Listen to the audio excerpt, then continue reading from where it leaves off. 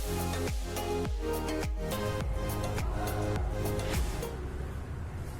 Students, आज हम लोग पढ़ने जा रहे हैं कि लॉज ऑफ रिफ्लेक्शंस, जो हम लोग ने पढ़े लॉज ऑफ रिफ्लेक्शन यानी परावर्तन के नियम, उनको हम लोग हाइगेन्स थ्योरी से कैसे प्रूव करते हैं। ठीक है, तो देखिए कैसे करेंगे।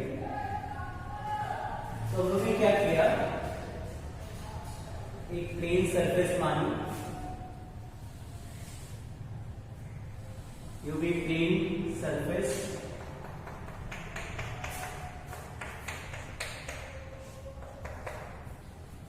ठीक है सर।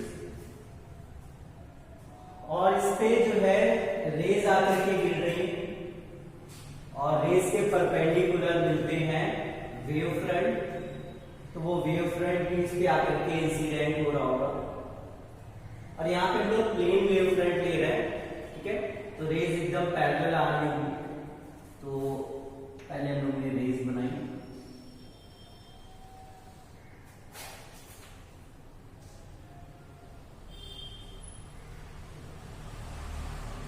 ये रेज है, तो इससे परपेंडिकुलर वेव फ्रंट मिल रहे होंगे हमको। तो उसमें से एक वेव फ्रंट जो आके यहाँ पे टकरा रहा है वो ये, ठीक है, वेव फ्रंट है, तो रेज जो है उसके परपेंडिकुलर मिलेगा। ठीक है स्टूडेंट्स, तो ये जेड डैश जो था वो रिफ्लेक्टिंग सरफेस थी प्लेन, और उस पे ये जो वेव फ्रंट है वो आकर के गिरा है। ठीक है, इसका नेम हम लोग लिख ले रहे हैं ए बी। ठीक है, तो ये ए बी हो गया इंसिडेंट वेव फ्रंट, यानी आपतित तरंगांग हो गया है। अब है क्या, जैसे ये जो वेव फ्रंट है अब आगे प्रोपागेट होगा, आगे बढ़ेगा, जिसके ये जो सारे पॉइंट्स होंगे वो इस पे आकर के इंसिडेंट होंगे, इससे जाके टकराएंगे। और हाइगेन्स थ्योरी के हिसाब से जैसे वो इससे टकराएंगे तो यहाँ पे नए सोर्सेज हमको मिलने लगेंगे। जब वो नए सोर्सेज हमको मिलने लगेंगे तो वहां से नई सेकेंडरी वेवलेट यानी द्वितीयक तरंगिकाएं उत्पन्न होने लगेंगी, निकलने लगेंगी। ओके स्टूडेंट्स, तो हमने क्या देखा कि जितनी देर में यहां से चलते रहे यहां तक पहुंचती, इस पॉइंट को हमने ए डैश लिख दिया, उतनी देर में ये जो ए है यहां से सेकेंडरी वेवलेट निकलेगी, ये नया सोर्स बन गया होगा।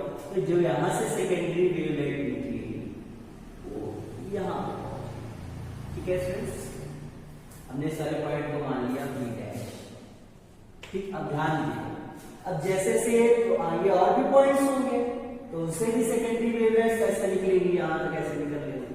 तो जितनी देर में वेव यहाँ से यहाँ तक पहुंची तो यहाँ हर जगह से वेवलेट निकल करके यहाँ पहुंची होगी। तो अगर हम लोग उनके लिए एक एनवेलप तैयार करें, जैसे आपको याद होगा एक कॉमन टेंजेंट हम लोग ने बनाई, तो वो सारी कॉमन टेंजेंट जो होंगी, पता है कहां पे लाई करेगी, और वो सारी कॉमन टेंजेंट अगर हम लोग ड्रॉ करना चाहें तो कैसे बनेगी।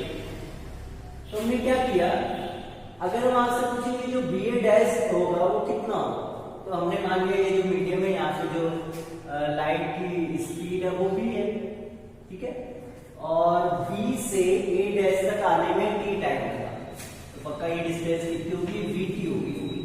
ठीक है, तो हमने क्या किया, यहां से वी टी डिस्टेंस का एक आर लगाया, पक्का वो बी डैश तक ही पहुंचेगा।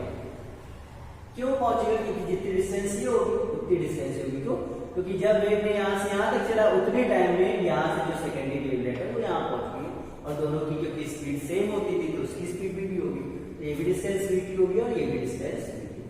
ऐसे यहां से और भी रेंज निकल लेंगी। तो अगर हम लोग ए डैश से इसको मिला दें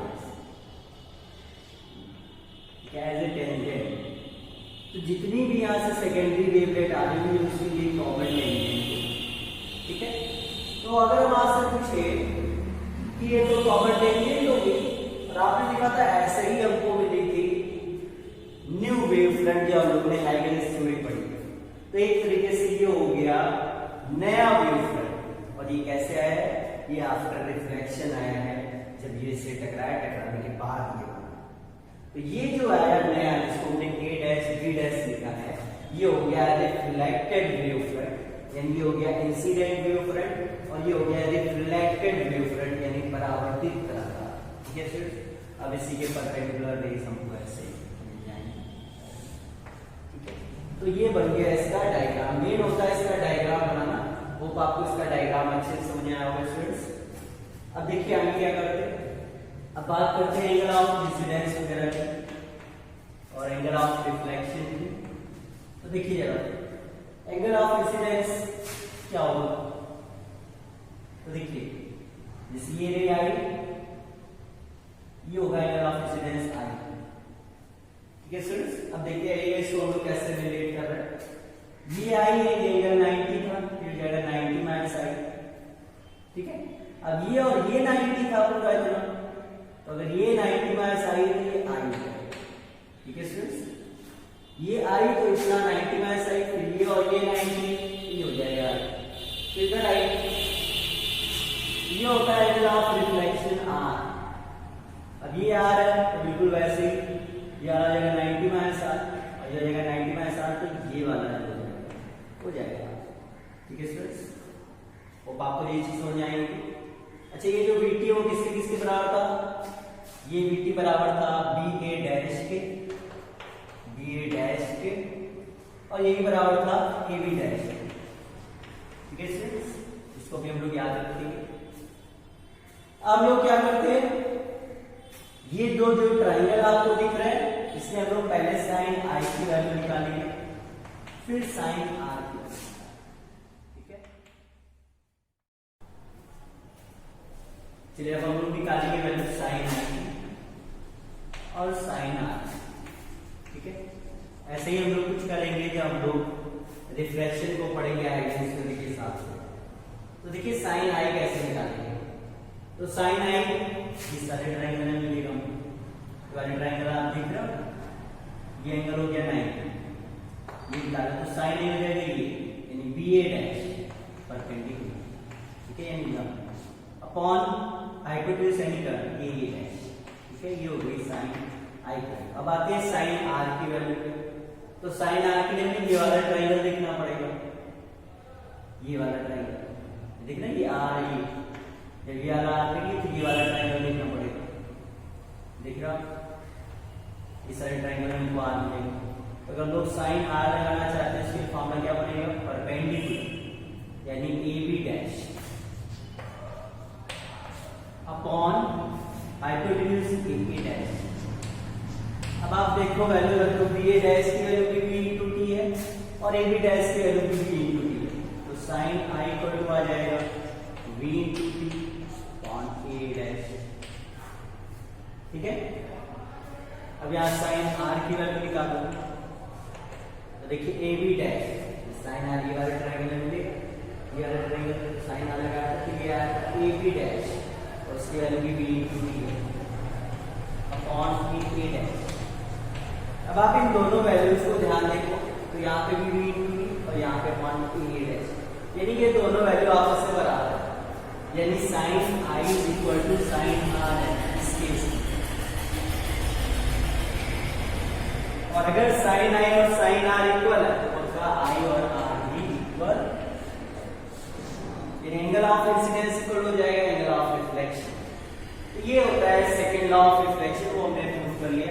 अब फर्स्ट लॉ बिल्कुल देख सकते हैं आप, क्लियर ही है कि जो इंसिडेंट वेव है और जो रिफ्लेक्टेड लाइट रे है, जो इंसिडेंट लाइट रे है और जो रिफ्लेक्टेड लाइट रे है और जो नॉर्मल हम लोग ने बना रखे इस प्लेन पे, वो देख सकते हैं बोर्ड तीनों एक ही प्लेन पे, बोर्ड के प्लेन पे, यानी इंसिडेंट रे, रिफ्लेक्टेड रे और इंसिडेंट पॉइंट पे जो हम लोग ने नॉर्मल बना रखा है, वो सारे तीनों के तीनों सेम प्लेन पे हैं। तो इस तरीके हम लोग ने लॉ ऑफ रिफ्लेक्शन प्रूव करे हाइजेंस थ्योरी के हिसाब से, जिसमें ये क्या था, ये इंसिडेंट वेव फ्रंट था, ये रिफ्लेक्टेड वेव फ्रंट आपको दिख रहा है। वेव फ्रंट हमेशा रेस के परपेंडिकुलर मिलते हैं, तो ये एंगल 90 हो गया। उसके बाद जितनी देर में E से A डैश तक जो है रे पहुंची थी, उतनी देर में यहाँ से जो सेकेंडरी वेवलेट है वो A से जो है B डैश से पहुंच गई। और तो ये जो आर्क हम लोग ने लगाया था वो कितने का लगाया था, V into T का, क्योंकि यहाँ से जो चलने वाली वेव फ्रंट है वो कहाँ पर पहुंचेगी, एक पॉइंट में हुई है। ठीक है। उसके बाद हर पॉइंट यहाँ पे जो होंगे वो भी ओरिजिनेट करेंगे, तो वो सब जो है उनकी एक कॉमन टेंजेंट होगी ए डैश बी डैश, और यही जो होगी वो रिफ्लेक्टेड वेव फ्रंट हो जाएगी। तो ये हो गया इंसिडेंट वेव फ्रंट, ये हो गया रिफ्लेक्टेड वेव फ्रंट, ये हो गया एंगल ऑफ इंसिडेंस। एक बार इसको समझ लीजिए, ये आई था, ये एंगल 90 तो ये 90 माइनस आई होगा, फिर ये एंगल 90 था तो ये आई हो गया, ये एंगल आर था, ये 90 माइनस आर होगा, ये पूरा 90 होना है, ये 90 माइनस आर है, इधर वाला आर आ जाएगा। फिर हमने ये वाला ट्रायंगल लिया जिससे हमें एंगल आई मिला, फिर हमने ये वाला ट्रायंगल लिया जिससे हमें एंगल आर मिला, उससे हमने साइन आई और साइन आर के फॉर्म में लगा दी। जब साइन आई लगाया तो साइन आई हो गया परपेंडिकुलर यानी B A dash upon hypotenuse A dash, फिर हमने साइन आर लगाया तो हो जाएगा परपेंडिकुलर यानी A B dash upon hypotenuse A dash. अब बी ए डैश और ए बी डैश दोनों बी इनटू टी के बराबर थे, वो वैल्यू उठा करके रखी। फिर इन दोनों को जब हमने देखा तो देखिए साइन आई और साइन आर की वैल्यू बिल्कुल same, B into T A dash यानी साइन आई और साइन आर आपस में बराबर है, ऐसा है तो आई और आर भी बराबर हो जाएंगे। उसके बाद हमने देखा कि ये जो इंसिडेंट लाइट रे, रिफ्लेक्टेड लाइट रे और जो नॉर्मल हमको मिल रहा है पॉइंट ऑफ इंसिडेंस पे, वो तीनों बोर्ड के ही प्लेन पे यानी सेम प्लेन पे हुई है। तो ये तो क्लियर ही था, ऑब्वियस ही था। तो इस तरीके हम लोग ने लॉ ऑफ रिफ्लेक्शन प्रूव करे स्टूडेंट्स, होप आपको अच्छे से समझ आ गई होगी।